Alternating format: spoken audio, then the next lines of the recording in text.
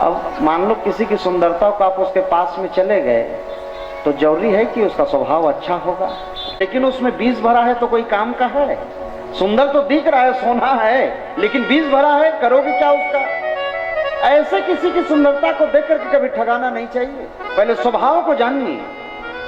सुखदेव ने कहा पता नहीं स्वभाव कैसा होगा, नहीं हमें नहीं जाना उसके पास में। बैठ गए आसन पर। वेदव्यास ने शिष्यों से कहा क्या हुआ? बोले आपका बेटा मंत्र को सुन के खड़ा तो हुआ, लेकिन महाराज पता नहीं क्यों बैठ गया। वेदव्यास जी कहे मैं समझ गया, उसके स्वभाव को जानना चाहता है। इस बार जाके ना उसके स्वभाव को वर्णन करो।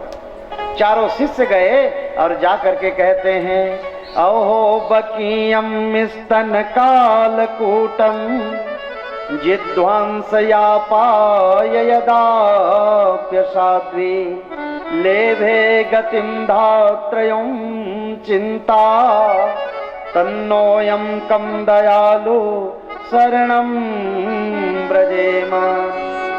मानो कह रहे हैं कि एक दिन ये दुष्ट पुतना अपने स्तन में जहर लेकर के भगवान कृष्ण के पास में गई, यानी विष को लेकर के।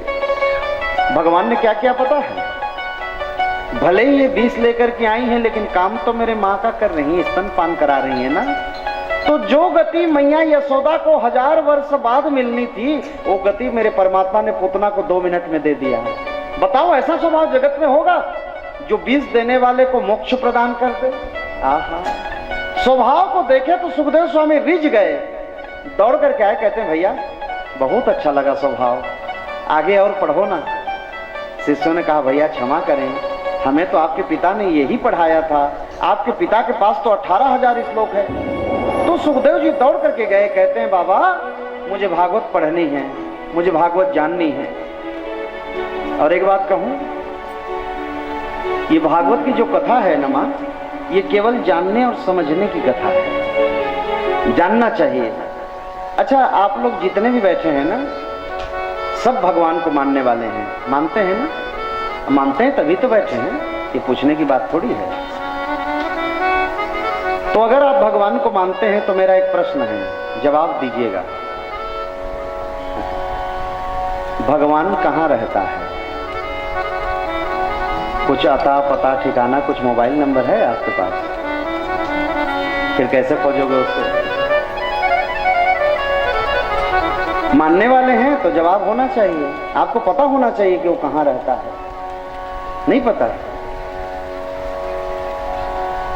एक दिन महाराज अकबर के दरबार में ना बाबूजी यही प्रश्न उठ गया।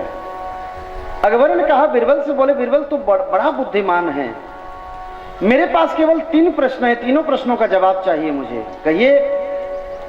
तो अकबर बादशाह ने कहा बीरबल सुन, ये तेरा भगवान कहाँ रहता है और तेरा भगवान क्या करता है, और तीसरा प्रश्न मैं ये जानना चाहता हूं कि क्या नहीं करता है।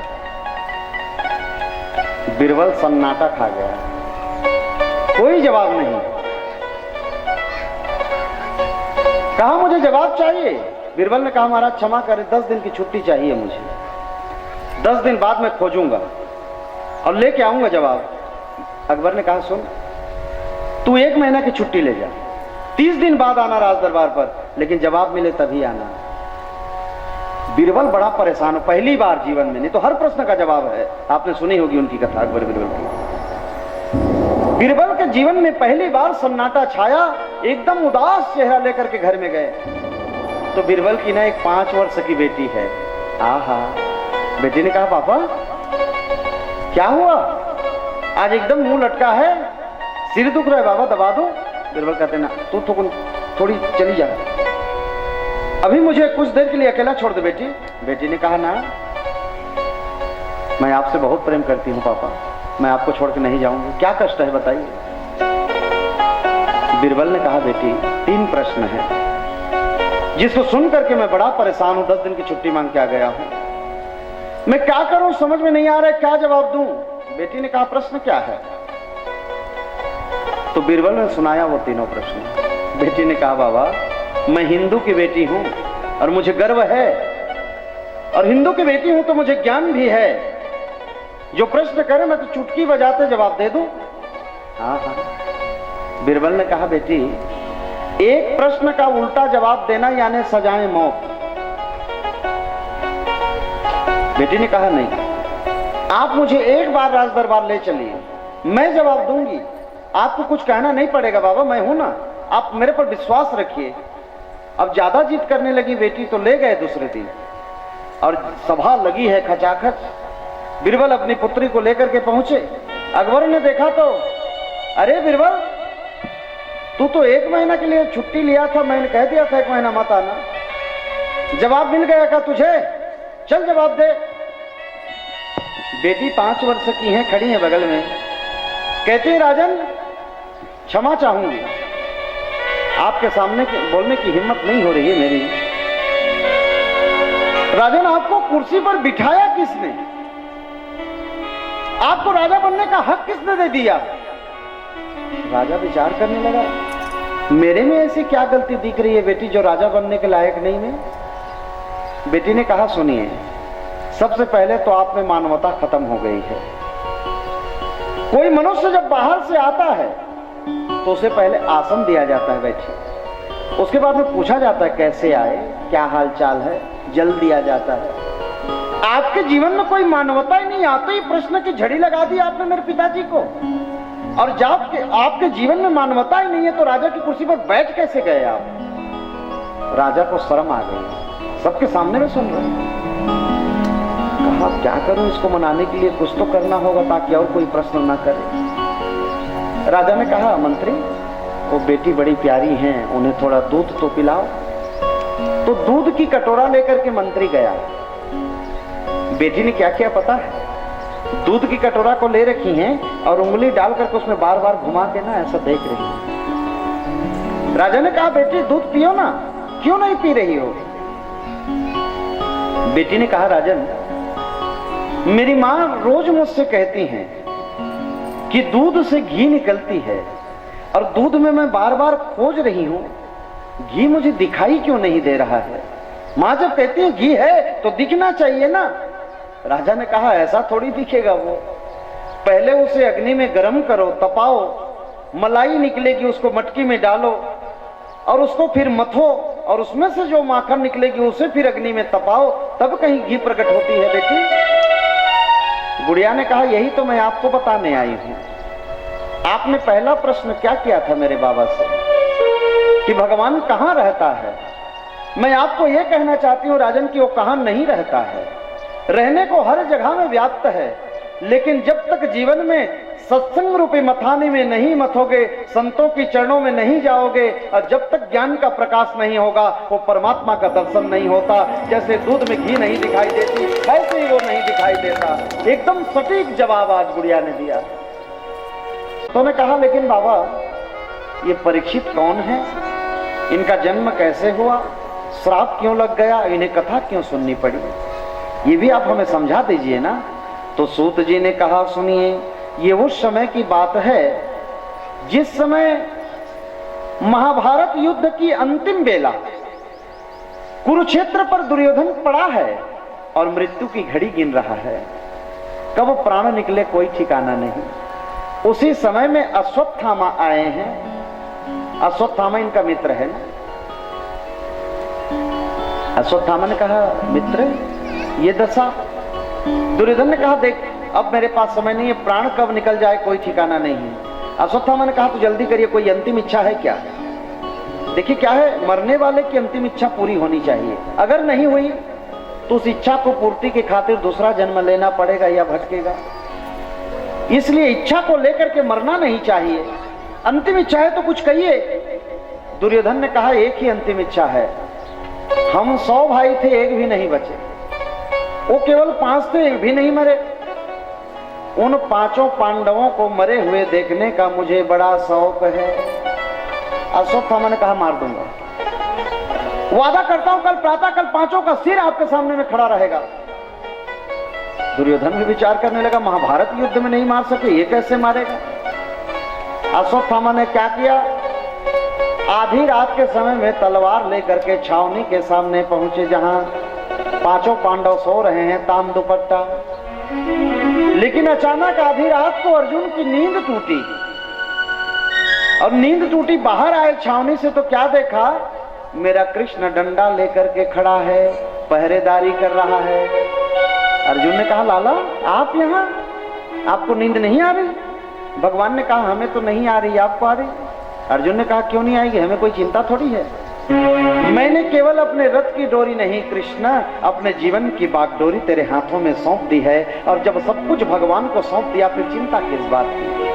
कहते हैं जिसने तेरा नाम लिया उसके जागे भाव, अब तो प्राणी जीवन से अब तो प्राणी जा, कम है जिंदगी कर ले बंदगी, प्रभु कहाँ से हो तो मौत भी न मारती, मन में बसा कर तेरी मूर्ति, उतारूं मैं गिरधर तेरी आरती, उतारूं मैं गिरधर तेरी आरती। भगवती तो बेचारी विधवा है, पुत्र को देख करके जी रही है, कहीं ये भी मर गए तो बहुत रोएगी वो माँ, और एक माँ की दुख को एक माँ ही समझ सकती है कि अर्जुन मत मारो इसे। अर्जुन ने कहा ये तो करुणा आ गई। युधिष्ठिर भैया मैं क्या करूं भैया? युधिष्ठिर ने कहा धर्म जैसा कह रहा है वैसी करो। भीम ने कहा अर्जुन तू नहीं मारेगा मैं मारूंगा इसे, हमारे पुत्रों को मारा इसने, मैं नहीं छोड़ूंगा इसको। अर्जुन बड़े धर्म संकट में थे, कृष्ण बगल पर खड़े थे। अर्जुन ने कहा लाला आप मेरे गुरु हैं, मैं आपका शिष्य हूं, मेरी मार्गदर्शन करें आप। कृष्ण ने कहा अर्जुन मुझे जब पूछ रहा है ना तो मैं तो यही कहूंगा कि ब्रह्म बंधुर्न हन्तव्यम मातताई बधारण, ब्राह्मण को जीवन में कभी मारना नहीं और आतताई को जीवन में कभी छोड़ना नहीं। ब्राह्मण इसलिए इसे छोड़ दे मत मार, लेकिन सोते हुए बालकों को मारा इसलिए आतताई है, इसे मार दे। भीम कहते हैं वाह रे द्वारिकाधीश, तेरे जैसे 2-4 न्यायाधीश होना चाहिए भारत में तो कल्याण हो जाता है। ये कोई फैसला है भैया? कहते हैं कि मार भी दे और छोड़ भी दे, ऐसा कभी हुआ है? भगवान ने कहा भीम भैया समझने वाले को इशारा बहुत होती है, मैं क्या कहना चाहता हूं मेरा अर्जुन समझ गया है। देखिए किसी को मारना ही मारना नहीं होता भैया, समान ऐसे सुख का मैं क्या करूं लाला, इसलिए मुझे दुख दे दे। भगवान ने कहा ना, गले से लगाया भगवान ने, शुभ आशीर्वचन दिए, हे बुआ आज तेरे पुत्र राजा बने हैं, अब तेरे जीवन में सुख की घड़ी आई है और मैं तुझे दुख नहीं दे सकता, और मैं तुझे दुख नहीं दे सकता। भगवान ने कहा पांडवों एक बार गंगा नदी चलनी थी। क्यों भैया? क्योंकि भीष्म पितामह इंतजार कर रहे हैं। महाभारत के युद्ध में सरसैया में सुला दिया है अर्जुन ने, और 56 दिन हो गया मेरा भीष्म पितामह गंगा नदी के तट पर इंतजार कर रहा है। क्यों? इच्छा मृत्यु का वरदान, जब तक ये नहीं चाहेंगे यमराज भी कुछ नहीं बिगाड़ सकते। इंतजार कर रहे हैं किसका? उत्तरायण सूर्य का। कहते हैं उत्तरायण सूर्य में ना स्वर्ग का दरवाजा खुला होता है और दक्षिणायन में बंद हो जाता है। मकर संक्रांति के दिन से 6 महीने तक उत्तरायण सूर्य रहता है। मकर संक्रांति के दिन से 6 महीना गन लीजिए, यहां तक उत्तरायण सूर्य मिलेगा आपको, और उसके बाद में दक्षिणायन। उसमें क्या स्वर्ग का दरवाजा बंद रहता है, जीव को इंतजार करना पड़ता है। इसी खातिर भीष्म पितामह इंतजार कर रहे थे। भगवान गए तो हाथ तो बिंधे हैं तीर से, उठा करके प्रणाम नहीं कर सकते। भीष्म पितामह के नेत्रों से आंसुओं की धार बही। हे लाला इन आंसुओं के सिवा मेरे जीवन में कुछ नहीं बचा। भगवान ने जाकर के चरण स्पर्श किया है। पितामह कहते हैं लाला किसी का सम्मान करना तो कोई तुमसे सीखे, तुम मेरा प्रणाम कर रहे हो प्यारे। भगवान ने कहा आप बड़े हैं, बुजुर्ग हैं, और आपके चरणों पर प्रणाम करना मेरा धर्म है। बाबा मैं आज आपके पांडवों को लेकर के आया हूं, राजा बने हैं आज, और मैं चाहता हूं कि आप कुछ उपदेश करें इनको।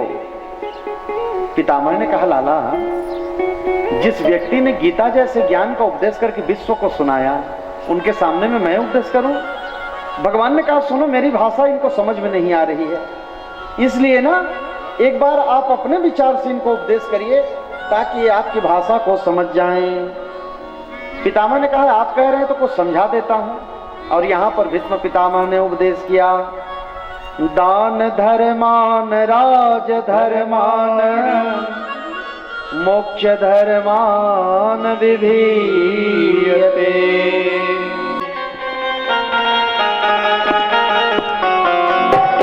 अनमोल तेरा जीवन यूं गवा रहा है, अनमोल तेरा जीवन यूं ही गवा रहा है, अनमोल तेरा जीवन यूं ही गवा रहा है। इस ओर तेरी मंजिल है, इस ओर तेरी मंजिल, इस ओर जा रहा है, अनमोल तेरा जीवन यूं ही गवा रहा है, अनमोल तेरा जीवन यूं ही गवा रहा है। इस ओर तेरी मंजिल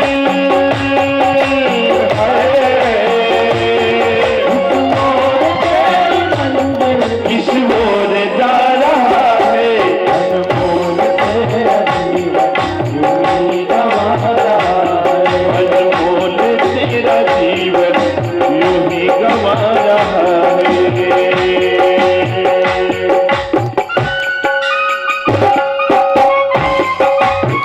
जय हो, प्रेम से ताली की सेवा करते हुए झूमते हुए जय हो।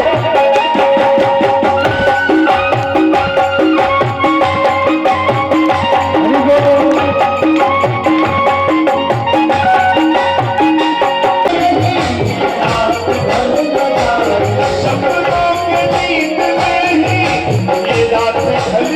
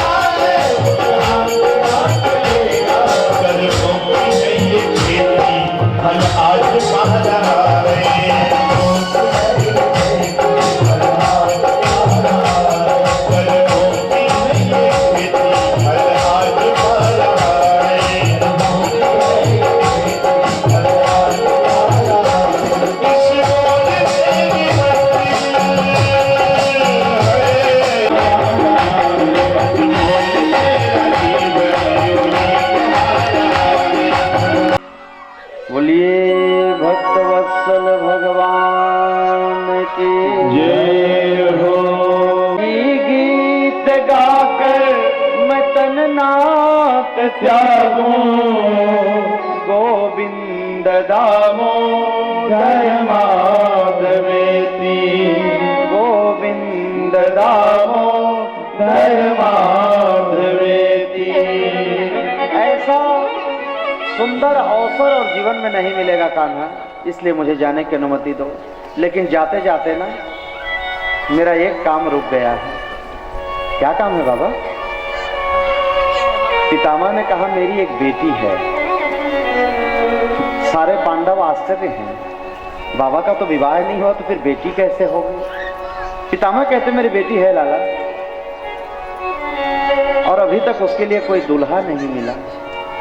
बहुत खोजा जगत में, लेकिन उसके लायक कोई वर मुझे नहीं दिखा। भगवान ने कहा ऐसी क्या खासियत है आपकी बेटी में? पितामह कहते हैं बड़ी कोरी है और बड़ी भोरी है मेरी बेटी। एक बात कहूं कृष्ण, जगत में ऐसा कोई मन नहीं बना होगा जिसमें कोई तृष्णा ना हो, लेकिन मेरा जो मन है ना वो भी तृष्णा है। और मेरी बेटी मेरी पुत्री कोई और नहीं है, वो मेरी मन ही है, मेरी बुद्धि, जिसमें कोई तृष्णा नहीं, वितृष्णा है वो। तो हे कान्हा, इस मेरी मति रूपी बेटी को आप अपने चरणों की दासी स्वीकार कर लीजिए। मेरा मन आपके चरणों में लग जाए ताकि इसका भटकाव जीवन में समाप्त हो जाए, इनकी चंचलता समाप्त हो जाए। मन को भगवान के चरणों में लगाए। भगवान ने कहा दे दीजिए। भगवान तो कहते हैं कि मुझे सुंदर मन दे दे। भगवान क्या कहते हैं? मन दे दे। हम लोग क्या करते हैं? तन दे देते हैं, मन नहीं देते। मां तन से आप पूजा करते हैं, फूल चढ़ाते हैं, माला चढ़ाते हैं, कभी मन से हम लोग जस्ट उल्टा करते हैं। भगवान कहते हैं मुझे मन चाहिए, लेकिन हम लोग तन दे देते हैं।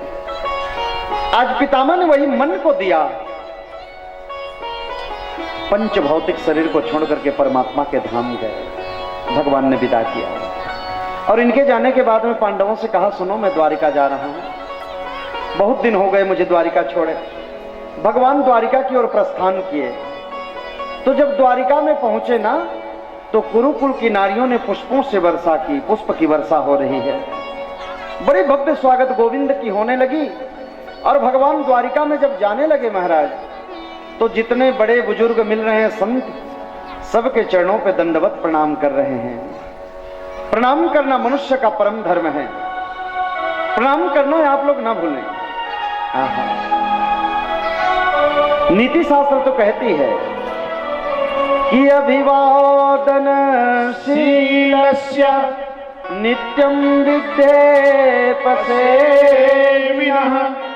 चत्वारि तस्य वर्धन्ते आयुर्विद्या यशो बलम्। परीक्षित नाम पड़ा। क्यों जय कहने में कोई परेशानी है आप लोग? उपवास तो नहीं है ना? 4 घंटा मैं बोलता हूं, थक आप लोग जाते हैं।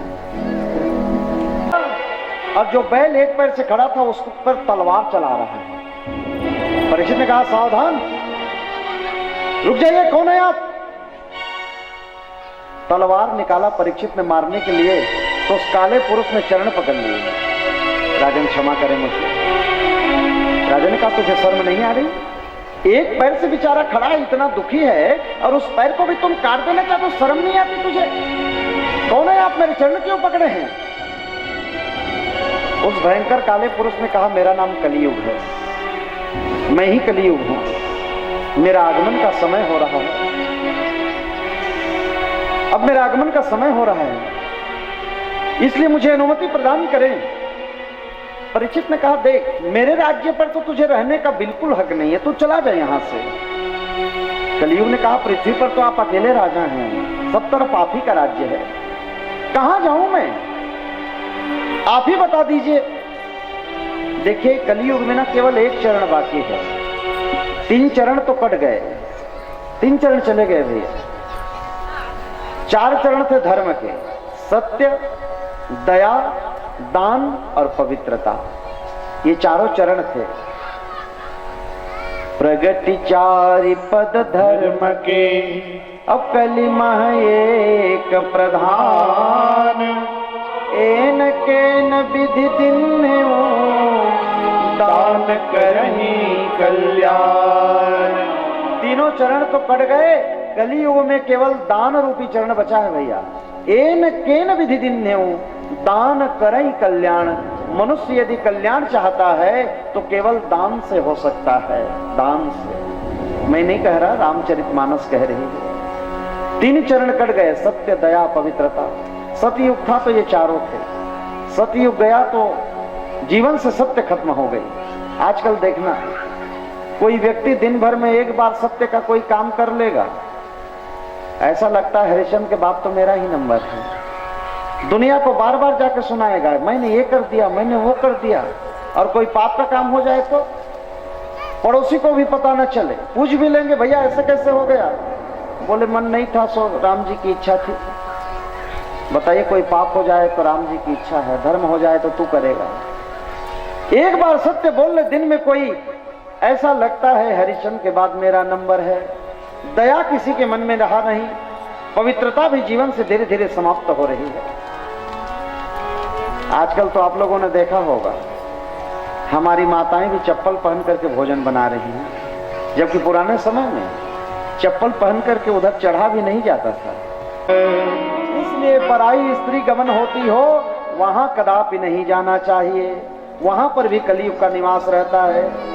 चौथा दिया हिंसा, यानी हिंसा यानी समझते हैं, जहां बलि दिया जाता हो, किसी जीव को काटा जाता हो। इसीलिए तो मांस के बारे में बोल रहा था मैं।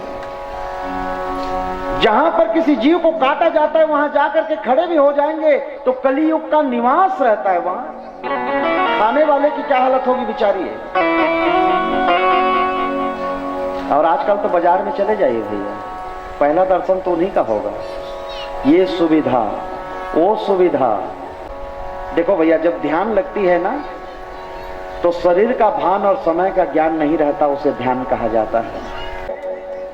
और रोने लगे पिता की दशा को देख करके। समीक ऋषि का कुछ घंटों बाद ध्यान टूटा। समीक ऋषि ने कहा, बेटा क्यों रो रहा है, क्या हुआ तुझे?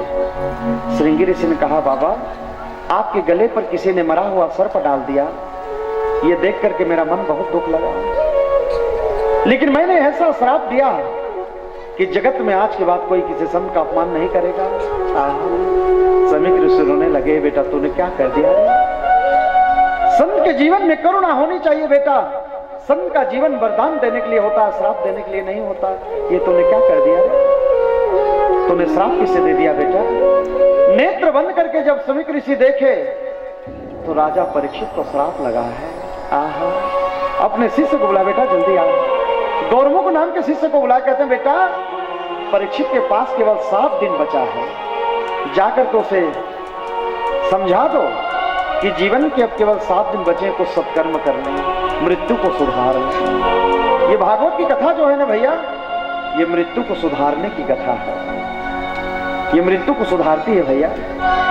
ये कथा जब बोलते हैं तो, और परीक्षित को यह संदेश सुनाया कि राजन आपको श्रृंगी ऋषि ने श्राप दे दिया है, केवल आपके जीवन का 7 दिन बाकी है। जैसे ही सुना, अपने पुत्र जन्मेजय को राजगद्दी पर बिठा दी और स्वयं महाराज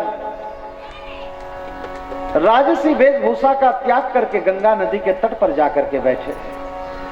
संतों को जब पता चला कि परीक्षित को श्राप लगा है तो दर्शन करने के लिए आए। संतों ने कहा, महाराज हमने सुना कि आपको श्राप लगा है, बहुत दुख लगा। परीक्षित ने कहा, सुनिए यह श्राप नहीं बल्कि मेरे लिए वरदान मिला है। मैं राजा बनकर के कुर्सी पर बैठे रहता तो क्या 20,000 संतों का एक साथ दर्शन होता? आज एक साथ दर्शन हो रहा है, ये मेरे लिए श्राप नहीं बल्कि वरदान है बाबा। लेकिन संतों की क्षण और अन्न की कण को कभी बर्बाद नहीं करना चाहिए भैया। 2 सूत्र सीखे भागवत से। थाली में परोसी गई जो अन्न है, एक एक कण की बड़ी महत्व है। जितना हम लोग थाली में फेंकते हैं ना भैया, उतने को पाने के लिए कई लोग तरसते हैं। ये तो भजन की ओर आगे बढ़े और फिर मंगल आरती की ओर चलेंगे। बोलिए वृंदावन बिहारी लाल की जय हो। नाचो रे नाचो धीरे धीरे, नम कुंड रे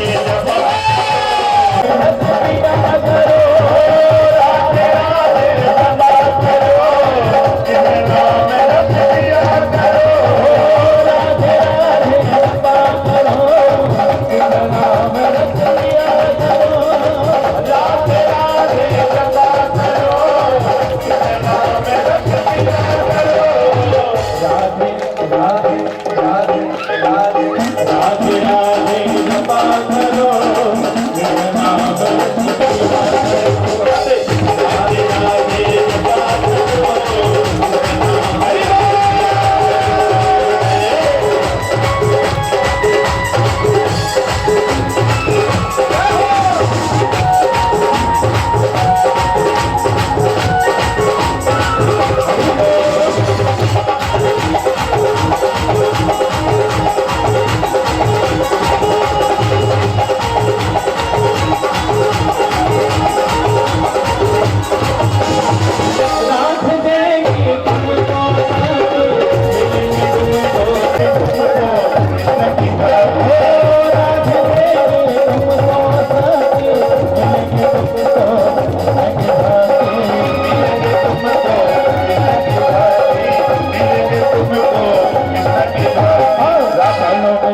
हरि झुकाया करो राधे राधे जपा करो राधे राधे जपा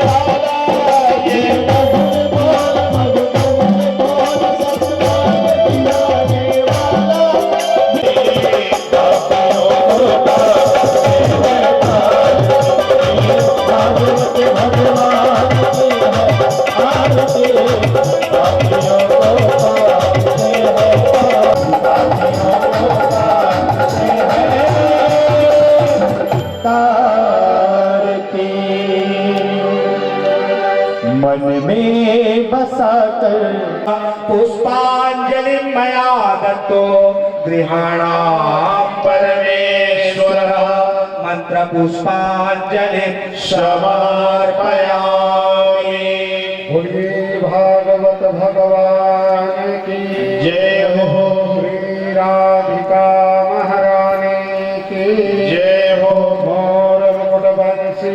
बिहारी की जय हो।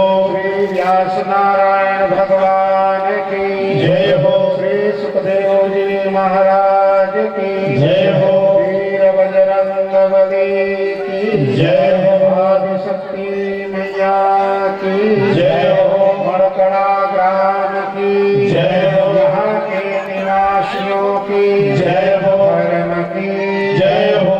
धर्म का नाश हो। प्राणियों में सद्भावना हो। विश्व का कल्याण हो। माता की सेवा हो। सत्य सनातन धर्म की जय। पांची दरबार की जय। नमः पार्वती पतये हर हर महादेव शंभो। बोले वृंदावन बिहारी लाल की जय हो। आयोजक परिवार से निवेदन, मुख्य द्वार पर समस्त भक्तों के लिए प्रसाद की उत्तम व्यवस्था। पधारे हुए समस्त भक्तों से निवेदन रहेगा, सबके लिए महाप्रसाद भोजन प्रसाद की व्यवस्था है। राधे रानी के भंडारा चलाते हैं हमारे साहू परिवार, वहां जाकर बड़े प्यार से भोजन कीजिए। एक विशेष चीज, अभी हमारी कुछ बुढ़िया आई हुई थी कि भजन आरती के पश्चात, तो आरती के पहले आप 2 नहीं 3 नहीं 4 भजन गवाएं, लेकिन आरती के बाद नहीं होगा। आपसे प्रार्थना रहेगा, आरती के पहले आप भजन करवा सकते हैं जब तक महाराज जी बैठे। उसके बाद आरती के पश्चात और भजन नहीं की जाएगी। तो कल से आप ऐसे करेंगे कि 2-3 भजन 4 भजन गा सकते हैं आपके लिए, लेकिन आरती के बाद नहीं हो पाएगा। जय श्री राधे, राधे राधे। इसमें आप नाराज ना हों, क्योंकि महाराज जी आरती हो जाती है, फिर यहाँ पर बैठने का कोई मतलब नहीं निकलता। आपसे प्रार्थना है, इस बात को आप फॉलो करें, आपसे निवेदन। आज हमने और आपने मिलकर द्वितीय दिवस की बड़ी पावन कथा श्रवण की। परीक्षित महाराज जी को श्राप लगा, क्यों? क्योंकि उन्होंने संत का अपमान किया। कल आप पावन कथा श्रवण करेंगे विदुर जी की पावन गाथा। विदुर के घर में कैसे परमात्मा केले के छिलके खाए, कैसे कल सुखदेव बाबा परीक्षित महाराज जी को सप्तदिवस तक चक काटने से मुक्त करते हैं, कैसे भागवत की कथा श्रवण कराते हैं। भगवान कपिल का अवतार, भगवान कपिल के द्वारा सांख्य शास्त्र का वर्णन होगा। और फिर ध्रुव जी की पावन गाथा, कैसे ध्रुव जी महाराज जी को 6 वर्ष की आयु में भगवान की प्राप्ति हुई। ये दिव्य कथा कल हम आप सब श्रवण करेंगे। आप 3:30 बजे से सादर निमंत्रित हैं, 3 बजे पधारिए। जय श्री राधे, राधे राधे।